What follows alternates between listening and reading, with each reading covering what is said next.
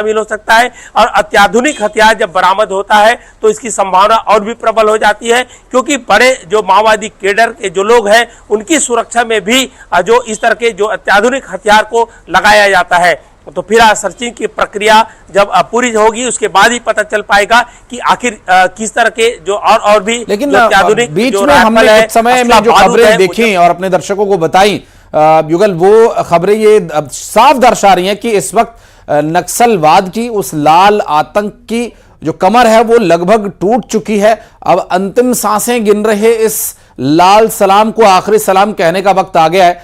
गंगालूर जैसे इलाके में रंजन मुठभेड़ हुई है।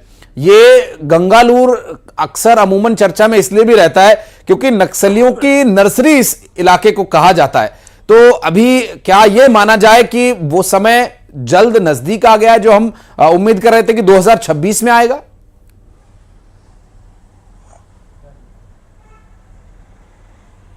सदी भी कहा जाता था देश में कहीं भी मुठभेड़ हो तो गंगालूर से वो मारा गया नक्सली, गंगालूर से एक न एक नक्सली निकलता ही था। लेकिन गंगालूर की जो तस्वीर थी अब लगभग बदलने लगी है।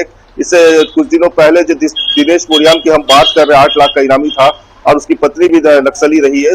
दोनों दंपत्ति ने सरेंडर किया। इतना ही नहीं, जो आरपीसी मेंबर थे उस इलाके में पूरी तरह से सक्रिय थे, 17 नक्सलियों ने सरेंडर किया। इसके अलावा 2 से 3 दिन पहले 19 नक्सलियों ने भी सरेंडर किया। आप समझिए गंगालूर में जो नक्सली किस कदर सक्रिय रहते थे, उनकी मूवमेंट तेज रहती थी, वहां नक्सली कितनी तेजी से सरेंडर कर रहे। और दूसरी बात, अभी तोड़का के बाद ये दूसरी बड़ी मुठभेड़ है। तोड़का में जहां 8 नक्सली मारे गए थे, यहाँ 20 से ज्यादा नक्सलियों की मारे जाने की अभी खबर आ रही है। 20 के तो डेड बॉडी बरामद कर लिए गए। लेकिन अब गंगालूर जो इलाका है, वहां गंगालूर से आगे बढ़ते हैं तो फिर पुस्ता, फिर उसके बाद मुटवेडी, कावड़गा, इन जगह पर कैंप स्थापित हो गया और पीड़िया में भी जवानों ने कैंप कर लिया है। तो कहीं ना कहीं गंगालूर की तस्वीर जो पहले थी अब पूरी तरह से बदल गई है। मार्च 2026 का लक्ष्य है।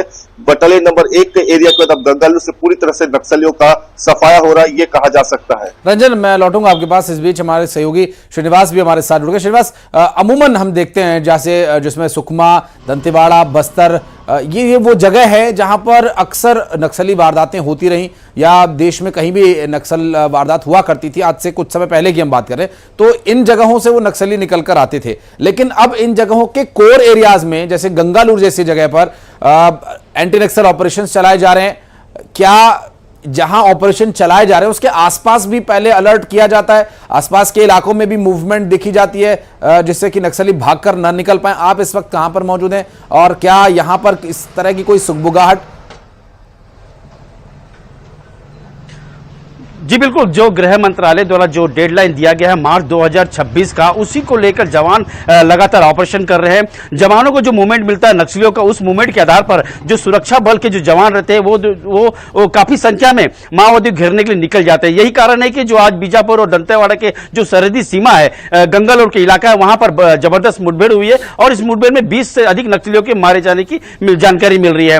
बता दूं, बीते दिनों न्यूज 18 ने एक खबर भी दिखाया था कि जो बड़े नक्सली है वो अंडरग्राउंड हो गए हैं और नक्सलियों के पास रसद तक भी नहीं है, यानी कि उनके पास राशन भी नहीं। ऐसे में जो नक्सल संगठन के काफी लोग जो आत्मसमर्पण कर रहे हैं। अभी जो तेलंगाना में जो 60 से अधिक जो नक्सली समर्पण किए थे उसमें बीजापुर के नक्सली सदस्य काफी थे। तो यही कारण है कि अब जो नक्सल खात्मा का जो सरकार ने डेडलाइन तय किया है उसको लेकर नक्सल संगठन में भी काफी बौखलाहट है, एक डर बना हुआ है। यही कारण है कि जो नक्सल जो संगठन के जो नेता है, जो लीडर है, बड़े बड़े लीडर एक जगह एकत्र नहीं हो रहे हैं। अभी जो जानकारी आई थी कि जो बड़े नक्सलियों की मूवमेंट की खबर थी और जो नक्सली एकत्र हुए थे उसकी खबर सुरक्षा बलों को मिली थी, जिसके बाद ये आज ऑपरेशन किया गया। हाँ, ये जरूर है क्योंकि जिला मुख्यालय जगदलपुर में यहां से पूरा मूवमेंट होता है। बस्तर आईजी यहां मौजूद है, जो तमाम जो सीआरपीएफ के अधिकारी है यहां मौजूद है और यहीं से उन्हें बाकायदा उन्हें टास्क दिया जाता है। तो कहीं ना कहीं नक्सलियों के लिए एक अंतिम लड़ाई भी सामने आ रही है, क्योंकि लाल आतंक पर प्रहार लगातार जवान कर रहे हैं और मार्च 2026 का जो डेडलाइन है उसे पूरा करने के लिए जवान लगभग तैयार हो गए हैं।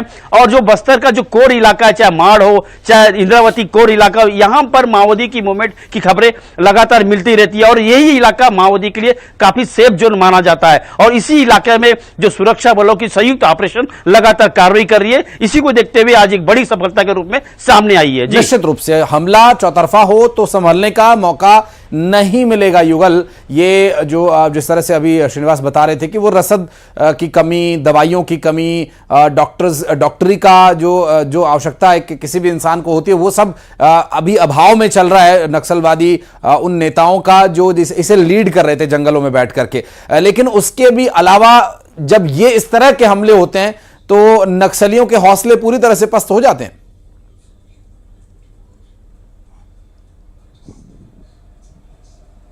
युगल। जी जी बिल्कुल आप सही कह रहे हैं कि देखिए इस तरह से कहा जा सकता है कि माओवादियों को इस तरह के मुठभेड़ के लिए हमारे सुरक्षा बल के जवानों को एक तरह से फ्री हैंड दिया गया है। और यही वजह है कि जब रिमोट एरिया में जब हमारे सुरक्षा बल के जवान घुसते हैं तो पहले की चुनौतियां अलग थी, लेकिन अब परिस्थितियां बदल रही है। और जिस तरह से अंदर घुस करके बस्तर काफी सुंदर इलाका तो है ही है, लेकिन माओवाद को लेकर के काफी सेंसिटिव इलाका है। एक वक्त था जब छत्तीसगढ़ के लोग ही बस्तर जाने के लिए गुरेज करते थे, लेकिन अब जो अंदर तक सड़कें बन रही हैं, विकास कार्य का काम हो रहा है, और ऐसे में जब लगातार जो मुठभेड़ हो रहे हैं उसमें जो हमारे जवान हैं, सुरक्षा बल के जो जवान हैं, वो माओवादियों को लगातार ढेर कर रहे हैं। और आप सोचिए अगर आंकड़ा 20 है तो जब सर्चिंग ऑपरेशन पूरा होगा तो ये पता चलेगा कि और कितने वहां पर माओवादी हैं। और जिस तरह से वहां पर सपोर्ट के लिए जो फोर्स है या फिर जो जवानों है उस जवानों को भेजा गया है, तो इससे साफ अंदाजा लगाया जा सकता है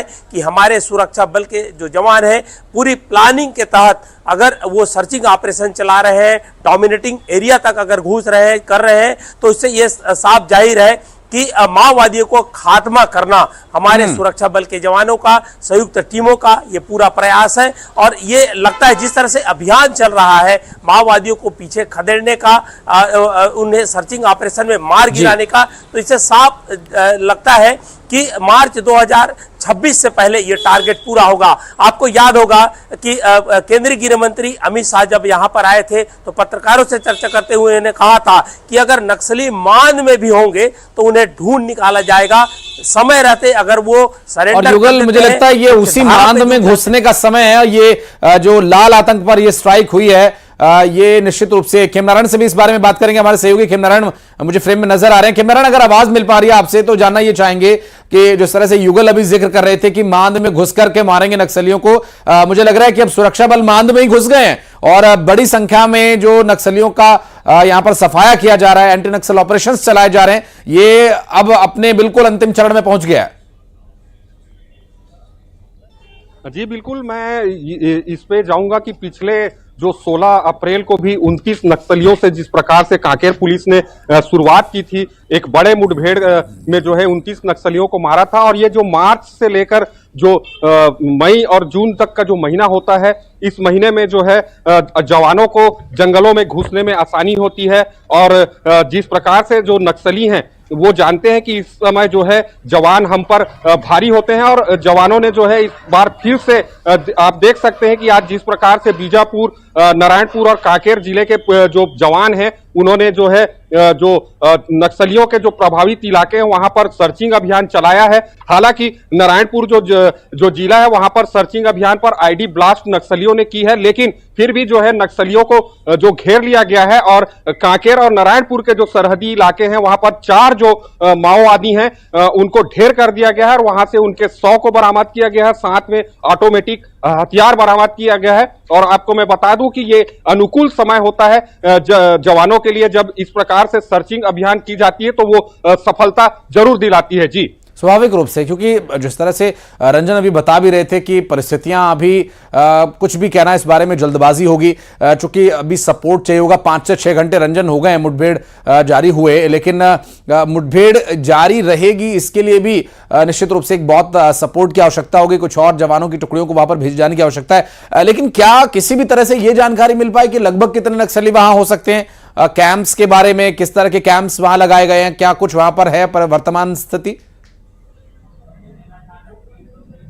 जी देखिए, जिस प्रकार से लगातार सर्चिंग अभियान जो है जवानों के द्वारा चलाई जा रही है और नक्सलियों की अक्सर जो टुकड़ियां होती हैं वो 15 से 20 की संख्या में वो टुकड़े टुकड़े में बटे रहते हैं, तो कितनी बटालियन जो है, कितनी कंपनियां जो नक्सलियों के अभी जो बाकी हैं, क्योंकि अमूमन 300 से अधिक नक्सलियों को तो पुलिस के जवानों ने मार गिराया है, तो नक्सलियों के पास अभी जिस प्रकार से उनकी संख्या कम हुई है, तो वो अभी कितनी टुकड़ियों में जो है अलग अलग क्षेत्रों में जो अपने एरिया कमेटी में मौजूद हैं, तो संख्या बता पाना अभी बड़ा मुश्किल होगा। लेकिन जिस प्रकार से बड़े नक्सलियों को जिस प्रकार से जवानों ने टारगेट किया है, और जो जवान है वो बड़े नक्सलियों को ही टारगेट कर रहे हैं, क्योंकि बड़े नक्सलियों को टारगेट करने से जो छोटे नक्सली हैं उन पर दबाव बनता है, वो आत्मसमर्पण की ओर वापस लौटते हैं। इसलिए जो है बड़ी नक्सलियों की सूचना के आधार पर जो है आज भी जो है कांकेर जो सर्चिंग अभियान है वो चलाया गया, और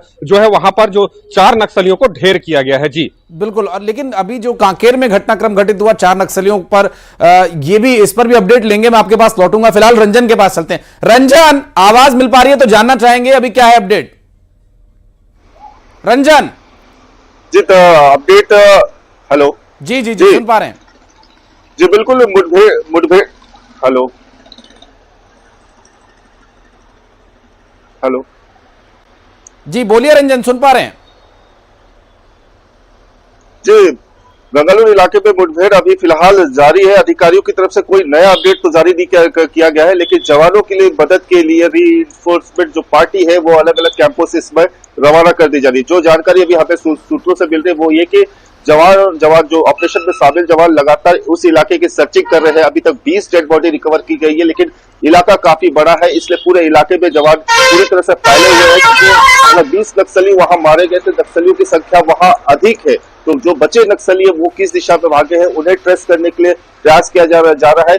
ऑपरेशन केवल जमीन से नहीं, सतह से नहीं, बल्कि आसमान से भी इस पूरे ऑपरेशन की निगरानी की जा रही है। नक्सलियों की जो नजरबंदी है वो आसमान से भी की जा रही है। इस मुठभेड़ को थमने में और पूरा कंप्लीट होने में वक्त अभी कुछ और घंटे लगेंगे, ये जानकारी अभी दी जा रही है। बिल्कुल श्रीनिवास, मैं आपके पास आता हूं, क्योंकि अभी जिस बारे में रंजन बता रहे हैं, आसमान से भी नजर रखी जा रही है, और जो बैकिंग किया जाता है, जो बैकिंग होती है एक किसी भी ऑपरेशन में, जब किसी को घेराबंदी की जाती है श्रीनिवास, तो उसके भागने की जगह कौन कौन सी होती है, उसकी संभावनाओं पर पहले से ही पहरा बिठा दिया जाता है। लेकिन यह जंगल में उतना ज्यादा संभव नहीं है, और वो भी खासकर उस एरिया में जहां पर नक्सली बहुत ज्यादा सक्रिय हैं, बहुत समय से वो वहां पर रह रहे हैं। इस बारे में ज्यादा बेहतर तरीके से अब प्लानिंग होने लगी, बीते कुछ ऑपरेशंस के मुकाबले में अब ज्यादा बेहतर तरीके से उन्हें बैकिंग किया जाने लगा है।